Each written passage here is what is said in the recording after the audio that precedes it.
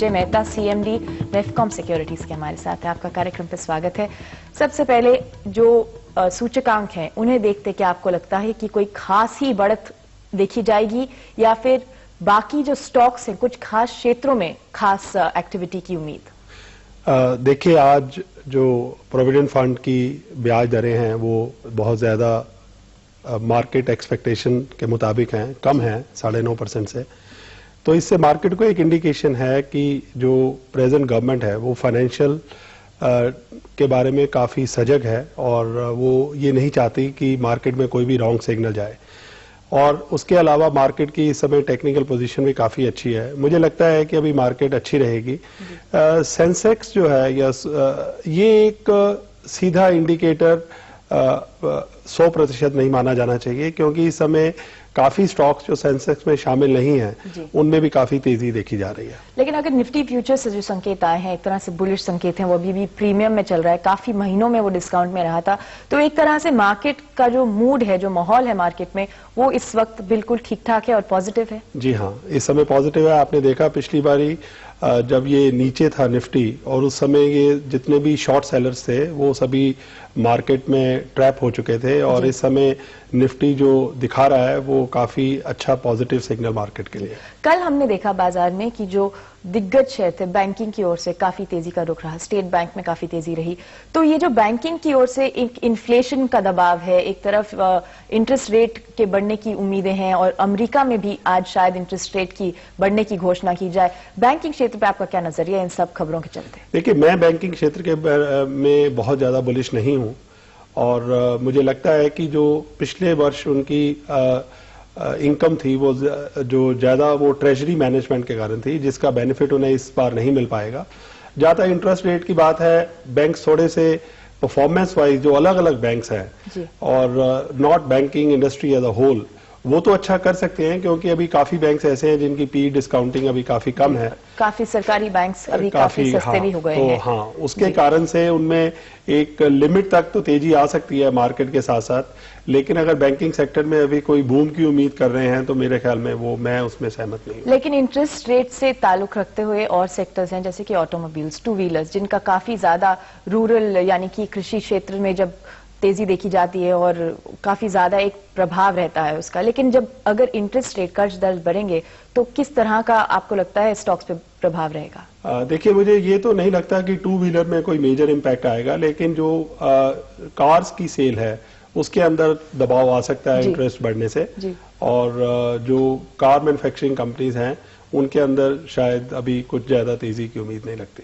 जी, इस वक्त अगर सूचकांक देखें तो करीब 6 अंकों पर चल रहा है सेंसेक्स, और निफ्टी के अंदर करीब 2 या 3 अंकों की तेजी दिख रही है। एक तरह से वो बाजार जब खुले थे तो वो 16 से 19 अंकों पर खुला सेंसेक्स, लेकिन इस वक्त वो कुछ फिसल रहा है। उस पर और जानकारी देंगे और विजय जी से और भी बातचीत करेंगे, लेकिन पहले आपको बता दें कि बॉन्ड बाजार में आज कुछ मजबूती देखी जा रही है, खासतौर पर ईपीएफ का जो रेट है उसे लेकर लेबर मिनिस्ट्री का सुझाव जो कल आया है 9.5% से कम करके उसे 8.5% कर दिया जाए, और जो 10 साल का बेंचमार्क बॉन्ड है उसकी जो यील्ड है वो 6.5% के आसपास मंडरा जरूर रही है, लेकिन जो इन्फ्लेशन की ओर से घबराहटें हैं वो 7.5% पर चलते डेट फंड्स पे जो आमदनी है वो कम हो सकती है। लेकिन आज शुरुआती कुछ मजबूती का रुख देखा जा रहा है। अगर हम देखें तो फॉरेक्स मार्केट यानी मुद्रा बाजार में आज रुपया कैसा खुला है, और रुपया डॉलर के मुकाबले 4 पैसे नरम कमजोर चल रहा है। लेकिन जो बड़ी खबर आई है वो है ब्याज दर पर, और जो ब्याज दर में कटौती का सीधा असर है वो सभी कर्मचारियों पर ही पड़ेगा। इस फैसले से उनको सालाना नुकसान हो सकता है। लोग परेशान हैं कि सब और घटती ब्याज दरों से उनके हाथ कोई विकल्प ही नहीं बचा है। दलाल स्ट्रीट पर आपका एक बार फिर से स्वागत है। हम बातचीत कर रहे हैं बाजार की, और सेंसेक्स और निफ्टी दोनों फिसले जा रहे हैं, लेकिन काफी ज्यादा कारोबार चल रहा है कुछ मध्यम वर्ग के स्टॉक्स का। सबसे पहले बातचीत करते हैं शुगर की। विजय, शुगर पे एक उम्मीदें हैं कि सरकार की ओर से एक पैकेज आएगा, एक फाइनेंशियल पैकेज, तो स्टॉक्स में काफी बढ़त दिखी गई है पिछले कुछ दिनों में, जारी रहेगी? थोड़ी बहुत प्रॉफिट टेकिंग अभी इस लेवल्स पे हो सकती है, लेकिन उसके बाद में अभी इसमें काफी थोड़ी उम्मीद और भी है, और मुझे लगता है कि अभी इन रेट्स पे काफी ऊपर जा सकते हैं। और जैसे हमने देखा, जैसे मध्यम वर्ग स्टॉक्स की बात हो रही है, तो स्टील में हमने काफी ज्यादा रैली देखी है, जो कुछ धीमी हो गई है इस वक्त, करेक्शन आ गया है, लेकिन स्टील की जो कहानी है अब वो अभी भी एक तरह से एग्जिस्ट करती है। जी हाँ, मुझे ऐसा ही लगता है क्योंकि स्टील की डिमांड अभी भी बहुत ज़्यादा है और जितनी भी स्टील यूनिट्स हैं उनके अगर हम पिछली तिमाही के रिजल्ट्स देखें तो सभी बहुत अच्छे आए हैं और मुझे लगता है कि करंट 3 मंथ्स पीरियड में भी उनकी परफॉर्मेंस काफ़ी अच्छी आएगी। कोई खास स्टॉक्स हैं स्टील के अंदर जिन पे आप खास बुलिश हैं? मुझे लगता है कि एक एसर स्टील अच्छा है लो प्राइस में और जिंदल आयरन एंड स्टील अच्छा है। टिस्को तो सदाबहार है ही क्योंकि टिस्को की जो परफॉर्मेंस है वो मेरा पिछले सब सालों में सबसे अधिक आई है।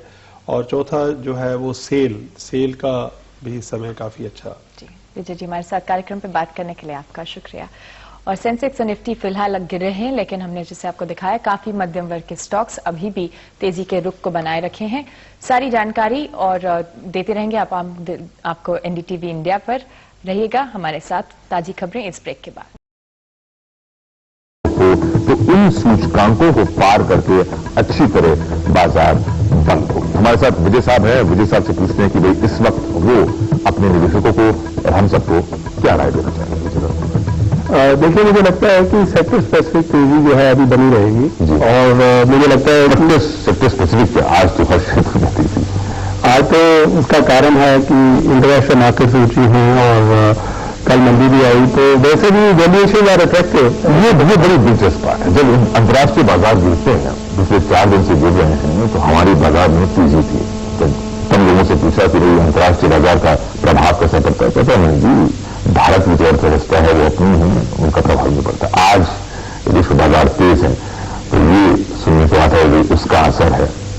देखिए, तो मैं इसको सोल फैक्टर नहीं कह रहा हूं, मैंने तो कहा कि ये भी एक वन ऑफ द फैक्टर्स है, लेकिन अदरवाइज मुझे लगता है कि ये जो महीना है ये तेजी के साथ ही बंद होगा। टीसीएस के पब्लिक इशू में भी आना है, जब तक तेजी नहीं होगी वो सब्सक्राइब कहां से होगा? ये मुझे लगता है बाजार को तेज रखने में तेज रखा जाए, बहुत बड़े लोगों का हाथ भी होना चाहिए। हो सकता है। चलिए, अब टीसीएस का आपने इस बात का पर चर्चा करने के लिए हमें छेड़ा है, तो टीसीएस पर चर्चा करते हैं क्योंकि आज उसका रोड शो शुरू होना है। रतन टाटा जी जो हैं वो खुद संबोधित करेंगे निवेशकों को, उनको लुभाने की कोशिश करेंगे। वैसे टीसीएस का नाम इतना बड़ा है, भारत की सबसे बड़ी सॉफ्टवेयर कंपनी की पदवी उनको हासिल है।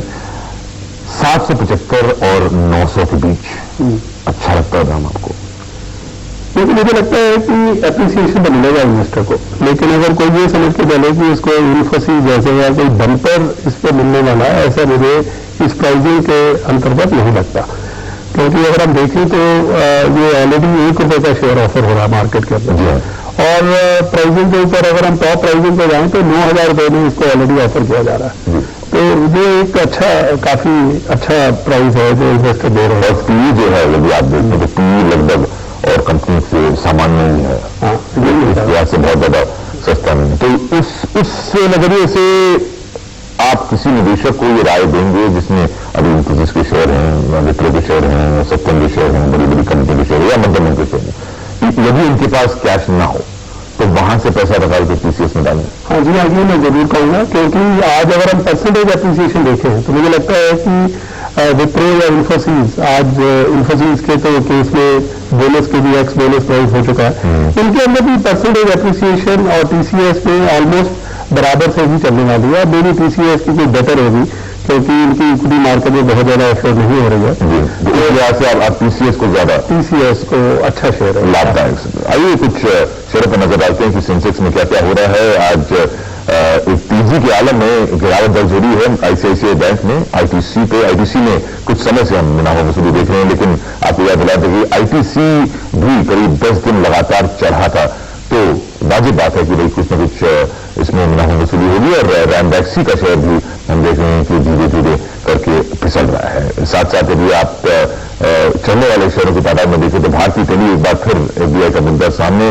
भारतीय टेली को में हम काफी ज्यादा एक रुचि देख रहे हैं, डॉक्टर जबीर लैब में भी हम रुचि देख रहे हैं। और एक बार फिर हीरो होंडा जैसे आप जानते हैं कि काफी हद तक ये शेयर गिर चुका था पिछले दिन, जब से ये मानसून की नकारात्मक रुख की खबर आई है तब से हीरो होंडा का शेयर गिर रहा है। और पिछले 1 महीने के अंदर इसमें करीब 20 से 25% की गिरावट दर्ज हुई है। लेकिन अब धीरे धीरे करके हम देख रहे हैं कि एटलीस्ट खैराज इसमें खरीदारी हो रही है। रिलायंस एनर्जी में खरीदारी समझी जाती है क्योंकि रिलायंस एनर्जी के आज नतीजे घोषित होने और रिलायंस के जब जब नतीजे घोषित होते हैं तो शेयर में काफी उत्सुकता का आलम होता है। और आज पूरे ऑटो क्षेत्र में हम देख रहे हैं कि इस वक्त जो है कुछ हद तक खरीदारी हो रही है। ऑटो क्षेत्र में क्या यदि साहब खरीदारी की राय देंगे, खासकर मानसून की चिंताओं को देखकर? मुझे नहीं लगता है कि ऑटो शेयर में बहुत ज्यादा तेजी आनी चाहिए। बहुत ज्यादा मंदी आ सकती है। मंदी तो देखिए ज्यादा नहीं आनी चाहिए, हाँ। लेकिन मैं ये बात साथ ही साथ कहूंगा कि ऑटो कंपोनेंट कंपनी जो है उनके अंदर मुझे अभी भी काफी तेजी लगती है, क्योंकि जो वर्ल्ड ओवर मैन्युफैक्चरर्स हैं उनके लिए जो इंडिया में अब आउटसोर्सिंग वो कर रहे हैं उसमें जो एस्टेब्लिश कंपनीज हैं उनमें काफी अच्छे मुनाफे होने की इस साल उम्मीद है, क्योंकि इनके ऊपर मानसून का भी कोई असर नहीं पड़ेगा। कुछ दिनों से हम देख रहे हैं जब से ये टर्नओवर टैक्स के साथ साथ शॉर्ट टर्म कैपिटल गेन जिसकी चर्चा कम होती है, जो एक बहुत बड़ा एक पुरस्कार दिया है वित्त मंत्री ने शेयर बाजार को चढ़ाने के लिए, तो उसके चलते मध्यम वर्ग शेयरों में काफी ज्यादा तेजी है। और खासकर कुछ ऐसे क्षेत्र हैं चुनिंदा क्षेत्र जिसमें खासकर ये तेजी नजर आती है, जैसे कि टेक्सटाइल को लीजिए, शिपिंग को लीजिए, कुछ हद तक चीनी को लीजिए। तो इनमें आज भी हम जो रुख है कुछ ऊपर की ओर देख रहे हैं। मीडिया को लीजिए, मीडिया में भी काफी अच्छी खासी खरीदारी, होटल्स में भी। क्या राय देंगे आप? मुझे लगता नहीं कि टर्नओवर टैक्स में कोई बढ़ावा किया जाएगा, जबकि मार्केट समझ रही है कि टर्नओवर टैक्स की बात मैं कह रहा हूं कि क्या इन मध्यम वर्ग के क्षेत्र के शेयरों में आपको लगता है कि अभी निवेश करना चाहिए, अच्छा खासा इजाफा मिल सकता है क्षेत्र में? अगर टर्नओवर टैक्स में कोई चेंज नहीं होगा तो मुझे लगता है कि ये सभी सेक्टर्स जो आपने अभी अभी बोले हैं, मैं बिल्कुल आपसे सहमत हूं कि इन सभी सेक्टर्स में अच्छे मैनेजमेंट के स्टॉक्स में इस साल काफी तेजी आ सकती है। यानी कि अगर टर्नओवर टैक्स चेंज हुआ तब आप निवेश करने के तब थोड़ा सा कम होगा, क्योंकि आज मार्केट को अपना जितना भी बाहर का पैसा है जो 10% के ऊपर में एप्रिसिएशन कमा सकता है, तो ज्यादा से ज्यादा पैसा तभी आएगा जब यहाँ पे और मेन टैक्स के अंदर डिफरेंस कम होगा। यानी कि आप ये कह रहे हैं कि अभी मूल्यांकन इतना बाजार नहीं देख रहा जितना कारोबार के तौर तरीके देख रहा है, और साथ साथ जो कर उनको लागू होता है मुनाफे पर वो ज्यादा देख रहा है। देखिए, मार्केट इज नेवर ब्लैक और व्हाइट, तो हमें कुछ फैक्टर्स को इकट्ठे लेके तोड़ना पड़ेगा, और जो ये दोनों जो फैक्टर हैं दोनों ही इंपॉर्टेंट है। और मुझे लगता है कि मुझे स्टील सेक्टर का और आपने एडिशन आपको करना चाहिए। बताइए सर। स्टील सेक्टर में मुझे लगता है कि अभी काफी जान बाकी है, और इसमें जो इनको एक्सपोर्ट का बेनिफिट मिला है 3,000 रुपये पर टन का, जिसके which is in the fine print of the budget, जिसके बारे में लोगों को ज्यादा अभी जानकारी नहीं है, उसके कारण जो स्टील कंपनीज हैं उनको बहुत अधिक फायदा होने वाला है। काफी समय से हम देख रहे हैं कि स्टील कंपनी के दाम भी बढ़ गए हैं, तो आपको लगता है कि ये बातें फैक्टर नहीं है कि बढ़ने की वजह क्या रही? यही बड़े वजह रही, साथ साथ चीन से जो एक स्लोडाउन की बातचीत थी उस पर फिर कुछ हद तक ये बात धीमी पड़ी कि भाई स्लोडाउन है लेकिन इतनी नहीं, उसके साथ साथ निर्यात की उम्मीद बढ़ी और यहाँ पे भी दाम बढ़ाने की बातचीत हुई। मैं देखिए इनसे थोड़ा डिफर करता हूं, क्योंकि मैं सोचता हूं कि आज जो मार्केट का टाइम स्पैन है, अगर आप इन्होंने अरविंद मिल्स का भी एग्जांपल दिया, उसके अंदर में ये पिछले 1 महीने के अंदर तेजी आई है। और मीडिया का आजकल फैलाव इतना ज्यादा हो गया है कि मार्केट की छोटी से छोटी मूवमेंट को मीडिया झट से पकड़ के एकदम पब्लिक के अंदर फैला देता है। इसका मतलब जो फंडामेंटली स्ट्रांग शेयर हैं उनके अंदर में जान या स्टीम नहीं बची, ये मैं इनसे इस पॉइंट के ऊपर एग्री नहीं करता हूं। ये जरूर है कि शुक्रिया, आपने मीडिया के इन्वेस्टर को फंडामेंटली स्ट्रांग शेयर उठाने चाहिए और उसके ऊपर एक व्यू रख के उसको थोड़ी देर के लिए रखना चाहिए। कवि साहब ये बताइए कि इस वक्त चलिए आपके हिसाब से मध्यम रंग के शेयरों में एक आदमी को खतरा नजर आता है, आपको उसमें कुछ हद तक कॉशन एहतियात बरतना चाहिए, जो बहुत ही वाजिब बात है। बड़े शहरों में भी इस वक्त एहतियात बरतना चाहिए, क्योंकि अभी जो मूवमेंट है बाजार में वो एक स्वाभाविक मूवमेंट है। लोगों का मानना है भाई नतीजे अच्छे हैं, लेकिन नतीजे अच्छे हैं वो पहले के, आने वाले समय के नतीजे क्या होंगे उस पर अभी सवालिया निशान है, क्योंकि वजह ये है मानसून का मुद्दा है, तेल का मुद्दा है, ब्याज दर का मुद्दा है। ऐसे आलम में आप क्या रह देंगे, क्योंकि इस वक्त एक शेयर बाजार के, क्या वो खिलाड़ी हो, कारोबारी हो, निवेशक हो, दुविधा में। देखिए, मानसून का मुद्दा है, तेल का मुद्दा है और ब्याज दर का मुद्दा, और एक बहुत बड़ा मुद्दा है जिसकी बात कहीं नहीं हो रही है, वो बाढ़ का मुद्दा है। इस देश में 20 करोड़ लोग, तकरीबन 20% आबादी आपकी बाढ़ से ग्रस्त है। वहां भी मोटरसाइकिल बिकते हैं, वहां भी स्कूटर बिकते हैं, वहां भी ट्रैक्टर बिकते हैं, और वहां पे टूथपेस्ट और तेल बिकता है। ठीक है, तो अभी तो definitely for the time being काफी अनसर्टेनिटीज मार्केट में है, इसमें कोई दो राय नहीं है। लेकिन मेरे लिए जो बहुत इंपॉर्टेंट चीज होगा इन सब चीजों में से ये होगा कि मानसून का बिहेवियर नेक्स्ट 1 वीक तक कैसा होता है, क्योंकि अभी सोइंग सीजन खत्म नहीं हुआ है सेंट्रल और वेस्टर्न इंडिया में, जहां पर मानसून का अभी अराइवल लेट है। मानसून पर आप क्या कहना चाहेंगे? मानसून के बारे में मार्केट चिंतित है, हम सभी लोग चिंतित हैं, लेकिन इसके साथ साथ मैं जो इसका एक पॉजिटिव साइड है वो भी दर्शकों के सामने रखना चाहूंगा कि आज एग्रीकल्चर की जो ओवरऑल कंट्रीब्यूशन है वो 42% से कम होकर अबाउट 27-28% हो गई है। तो उसकी अहमियत कम हो जाती है उस तरीके से। मेरा कहना है कि मानसून खराब होने के कारण कोई बुरी मार्केट का सिस्टम क्रैश कर जाएगा, ऐसी मेरे को कुछ आज से 2 साल पहले जब बारिश फेल हुई थी, जब ड्राउट हुआ था तो मार्केट ऊपर चल रही थी। तो ये तो सेक्टर बदलेंगे और हर एक सेक्टर के ऊपर में हमें अलग अलग तरीके से विचार करना पड़ेगा और उसकी डेप्थ देखनी पड़ेगी। चलिए साहब, सेक्टर बदलते जाएंगे लेकिन बाजार में रुचि बरकरार रहेगी।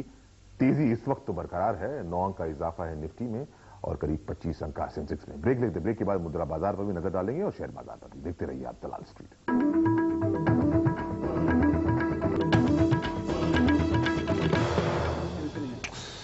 आप देख रहे हैं दलाल स्ट्रीट, जहां इस वक्त तेजी का आलम है। ज्यादातर शेयरों में तेजी है अक्रॉस द बोर्ड। रिलायंस में अच्छी खासी खरीदारी हम देख रहे हैं। सुबह सुबह रिलायंस एक ऐसा शेयर था जो इस पूरे रैली में, इस पूरे बहाव में, सेंसेक्स में उसने हिस्सा नहीं लिया। रिलायंस में आज हम देख रहे हैं कि हिस्सेदारी है। लोगों का मानना है कि भाई सूचकांकों को यहां से और ऊपर खींचने में रिलायंस का बहुत बड़ा हाथ हो सकता है। उस पर चर्चा करेंगे। सबसे पहले रुपया में देखते हैं कि मुद्रा बाजार में क्या हो रहा है। आज झंडियां हरी हैं और यदि आप देखें येन में हालांकि कुछ तेजी है रुपए में येन के मुकाबले, लेकिन पाउंड के मुकाबले रुपया ऊपर है, यूरो के मुकाबले आज रुपया ऊपर है और डॉलर के मुकाबले भी रुपया ऊपर है, लेकिन अभी भी 46 के स्तर के ऊपर डॉलर बिकता है, यानी कि बहुत ज्यादा उतार चढ़ाव इस वक्त नहीं है। हमारे साथ विजय साहब हैं और रिलायंस में जिस तरीके से तेजी देख रहे हैं, विजय साहब से राय देखते हैं कि भाई रिलायंस में क्या आप खरीदारी की राय देंगे? देखिए, मेरी राय तो यह है कि 2 बजे तक जो लोग स्पेकुलेटर्स नहीं है वो लोग रुकें और जो शेयर्स में उन्हें प्रॉफिट मिल रहा है उसमें प्रॉफिट ले लें, और जो भी मार्केट की एक डायरेक्शन डिसाइड होगी 2 बजे के बाद, उसी के बाद आपके जो 4 बजे वाला प्रोग्राम है उसी में कोई चर्चा आप बताएंगे। लेकिन ये जो आज रिलायंस में इतनी तेजी की कोई खास वजह, रिलायंस एनर्जी के नतीजे आने हैं। रिलायंस ने इस पूरी रैली में हिस्सा नहीं लिया है, उसकी कितनी अहमियत है और क्या वो सट्टेबाजी के नजरिए से भी क्या वो एक अच्छा मौका प्रदान करता है डे ट्रेडर को एक पोजीशन लेने? देखिए, रिलायंस में जो ज्यादा गिरावट आई थी वो जो कैपिटल फंड है उसके बेचने के कारण काफी गिरावट आई थी। It is I think getting back into stronger hands, institution के हाथ। आप कारोबारी हैं तो उसमें आप सट्टा करना चाहेंगे, खरीदना चाहेंगे? मैं सट्टा करता नहीं हूं। चलिए सर, बहुत बहुत शुक्रिया सारी जानकारी के लिए। आज का मुद्दा टर्नओवर टैक्स का मुद्दा, पूरे बाजार का जो रुख है टर्नओवर टैक्स बताएगा आपको। पहले में मार्केट बस ऐसे ही घूमती रहेगी बस। चलिए साहब, घूमती रहेगी। तो जैसे आपको विजय साहब ने बताया कि टर्नओवर टैक्स का मुद्दा कितना अहम है, 2 बजे के आसपास शायद उम्मीद है निर्णय लिया जाएगा। तो 4 बजे हम आपको बताएंगे अपने प्रोग्राम में कि भाई टर्नओवर टैक्स का रुख कैसा रहा और आप क्या कर सकते हैं। नमस्कार।